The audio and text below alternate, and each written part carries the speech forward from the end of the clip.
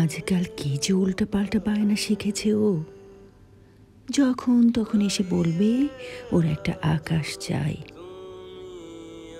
আর আমি ওর বোকার মতো সব কাজ ফেলে ওর চোখের মাপের আকাশ খুঁজতে থাকি। শুধু কি তাই, তাতেও আবার ওর আপত্তি। এটাতে বলে মেঘ ভর্তি, তো ওটাতে একঘেয়ে আলো। গোধূলি আকাশ দেখলেও আবার লজ্জায় মরে যায়। আমার হয়েছে জ্বালা, মেঘ থাকবে না, রোদ থাকবে না, এমন একটা আকাশ আমি কোত্থেকে খুঁজে আনবো?